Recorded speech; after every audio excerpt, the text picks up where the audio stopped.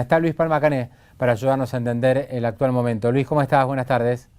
¿Qué tal, Pablo? Qué gusto, ¿cómo Muy estás? bien, gracias igualmente. Qué ciclotímico que son los mercados, ¿no? Porque hoy Vladimir Putin habló en el Parlamento ruso, dijo que consideraba, bueno, que el referéndum de Crimea era válido, que se iba a avanzar sobre este territorio, que bueno, que si los ucranianos o los tártaros quieren seguir viviendo ahí no hay problema.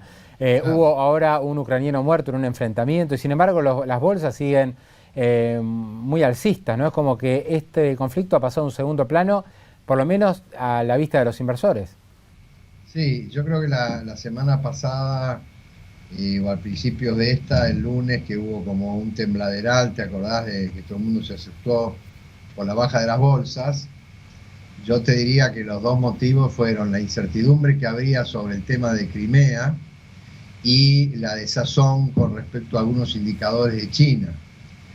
Mi opinión en ese momento fue que la desazón con respecto a los indicadores de China era una sobrereacción negativa, porque creo que es mucho más sano que China siga creciendo al 7,5-8 con una inflación baja y tasas de interés bajas, y no lo que venía creciendo hace 2 años con crecimientos del 10 al 12% e inflación casi llegando al 12%, porque eso inevitablemente hubiera conducido a una recesión. De manera que ese es un primer factor, la sobrereacción de China, y el otro, como te dije, la incertidumbre de Crimea, que yo no sé por qué tenían incertidumbre, porque era clavado que el final iba a ser que el amigo Putin, que es un sátrapa protoimperialista que pretende recuperar las fronteras del Pacto de Varsovia, se iba a quedar con Crimea ante la lentitud y falta de liderazgo, una vez más, de las autoridades de Occidente, cuya reacción para mí realmente ha sido lamentable. Ahora, ¿por qué sube ahora los mercados? Porque yo creo que la incertidumbre respecto a Crimea ya está descontada, o sea, Rusia se queda con Crimea, esto está fuera de toda duda, y creo que han recapacitado sobre el tema de China, y es por eso que con estos dos factores, digamos, que se han convertido o han sido eliminados de alguna manera, sumado a que desde el punto de vista micro los resultados de las empresas siguen siendo positivos, las ganancias también, y por lo tanto tenés esta recuperación. Lo único que agregaría es que la gente debiera esperar mucha volatilidad este año porque hay mucha sensibilidad, y en el mejor de los casos, ante un escenario positivo como el que yo creo por ahora que se va a producir a lo largo del año en los mercados, sobre todo en Estados Unidos, yo creo que la gente debiera tener conciencia de que todos los años no puede tener una ganancia del 25%, y por lo tanto, si se lograra una ganancia punta a punta en el mercado norteamericano entre el 5 y el 8 o 10%, sería positivo. Además, Claro. todo esto depende también de cómo actúe la FED, etcétera, Sí, etcétera. hoy se conoció un dato importante, Luis, ¿no? Por lo menos para los que Sí. miran más de cerca la evolución Mm. de los mercados internacionales, que es la inflación en Estados Unidos, que arrojó 0,1 en febrero, Sí. ¿no? Entonces ahí lo que surge es que no hay presiones inflacionarias a pesar de que la economía se viene recuperando y a pesar de que también el empleo viene bastante fortalecido. Y esto es un alivio porque si no hay inflación no hay necesidad de subir las tasas. Claro, yo creo que eso fue muy positivo, el 0,1 y el 1,12, no sé, en este momento no me acuerdo bien, pero que es el menor nivel de inflación del año 2006 en Estados Unidos, de manera que coincido totalmente con vos que este dato también va a influir en la decisión de la FED mañana y en los próximos meses. Yo creo que el peligro de inflación no solo en Estados Unidos, sino en el mundo, por ahora no es un problema, y la concentración de la política económica o el foco de la política económica está en estimular monetariamente con tasas muy bajas y con inyecciones de liquidez el crecimiento económico que en Estados Unidos se está consolidando, de manera que este es otro factor que creo que suma positivamente para los mercados, ¿no? Luis, sé que vos sos muy pesimista en general, ¿no? Con la actuación de este gobierno, con las medidas económicas que se han tomado. Sin embargo, los inversores vuelven a mirar a la Argentina y de a poco hay algunos fondos de inversión o hedge funds, sobre todo, que se van posicionando en activos locales, un poco lo que pasó en agosto después de las elecciones primarias y vuelve a suceder ahora. Contábamos que hoy las acciones vuelven a subir otro 4%, está cayendo el riesgo país, hay suba en el precio de los bonos, sacando los bonos con SER, ¿no? Que están un poquito más bajos por el dato de inflación de ayer. ¿Cómo estás viendo esto? Digamos, por un lado está la economía real que viene mal, pero por otro lado los inversores vuelven a mirar a Argentina y encuentran que hay valor en muchos activos y que tal vez los precios estaban muy subvaluados. Sí, yo creo que son dos cosas distintas, como es la economía real, que yo mantengo mi pronóstico en el sentido que estamos en un claro escenario de recesión, que las medidas tomadas aisladamente van a conducir a más recesión y que no se ha tomado ninguna medida contra la madre de los problemas, que no es otro que el déficit fiscal financiado con emisión monetaria. De todas maneras, estamos mejor que antes porque, parche o no, por lo menos se han tomado algunas medidas para parar la corrida del dólar. Ahora, ¿por qué con este escenario que yo mantengo, está un poco mejor que antes, pero que estamos en una complicación de recesión con inflación creciente? Tu pregunta es muy clara. ¿Por qué el mercado sigue creciendo o retoma su crecimiento, si vos querés?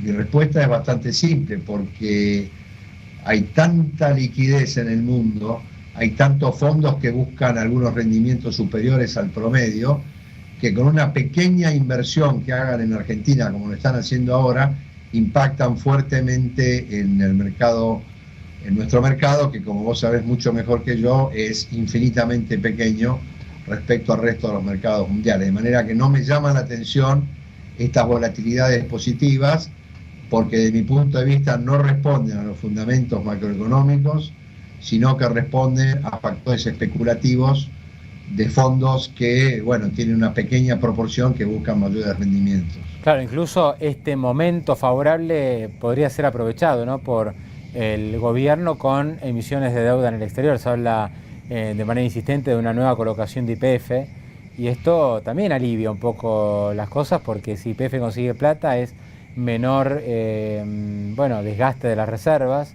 menor tensión sobre las reservas, y esto va a ser leído positivamente. Sí, no tengo duda.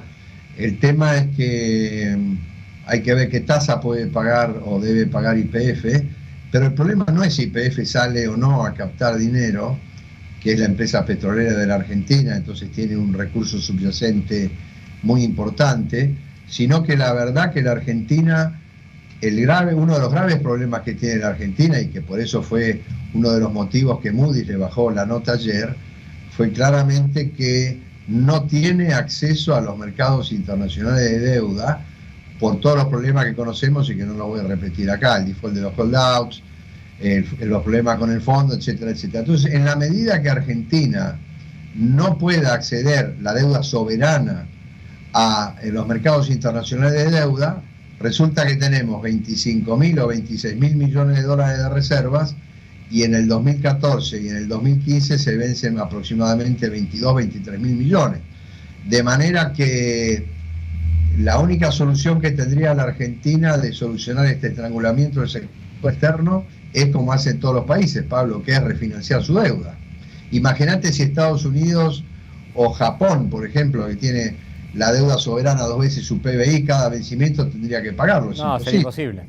Pero entonces es lo mismo que cuando le piden a una empresa cancele todo su pasivo. No, eso no es el sistema capitalista.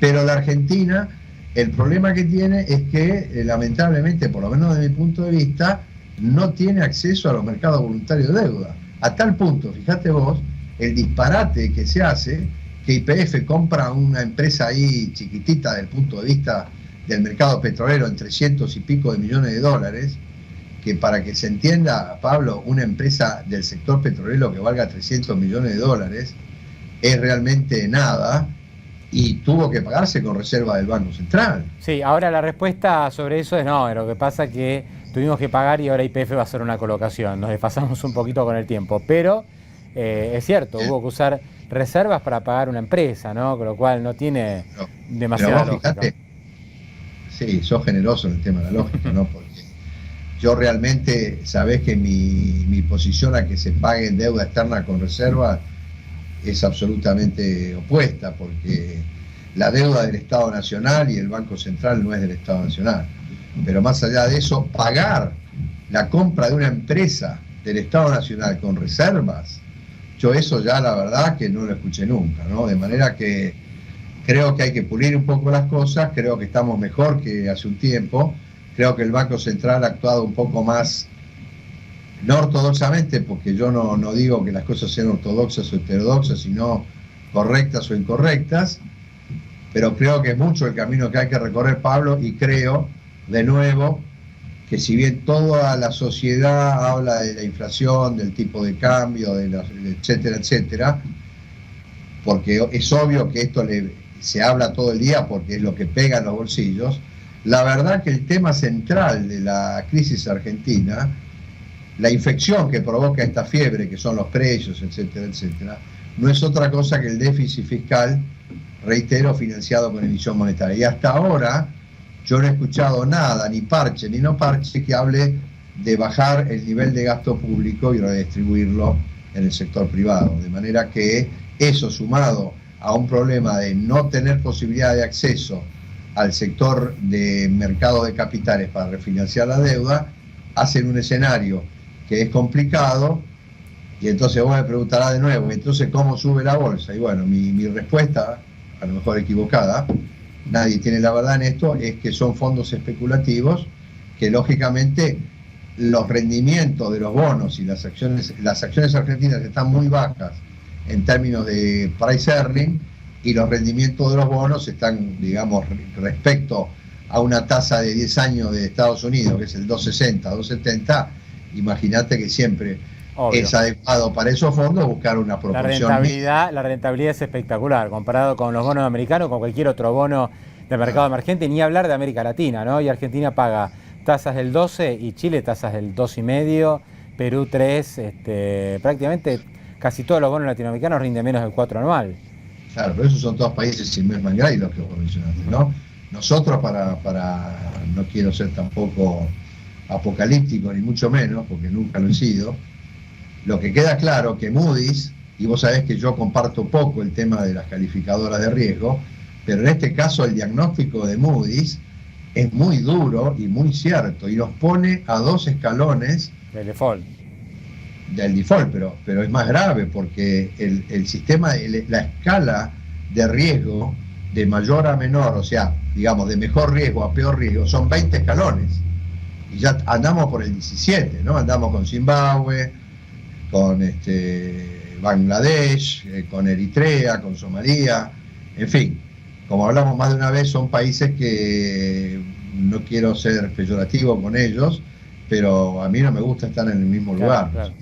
Luis, te quiero agradecer este contacto, como siempre, muy amable. Acá la producción quiere saber con qué está, me dice, habla con el mouse. Digo, no. Habla con el mouse, Luis. Digo, no sé. ¿Qué tiene? Sí. ¿Pero con qué hablas ahí en el...? Un telefonito me pusieron. ¿Es un teléfono? Sí, una especie de teléfono que me conectan acá. Decirle, acá me dicen los muchachos, que son los que saben, yo la verdad que sé poco y de esto menos, me dicen que el problema lo tienen ustedes. Así que se pongan de acuerdo la producción. No me quiero meter en interna que no me corresponde. Yo tampoco, ¿viste? Bueno. Nadie tiene... Mirá, es un ejemplo más de este país, que siempre la culpa la tiene el otro. ¿Te das cuenta? ¿No? Estamos acostumbrados. Bueno, un gusto. Luis, gracias, como siempre. Chao, un abrazo. Pablo. Hasta luego. Hasta luego. Una tanda y ya seguimos. Gracias.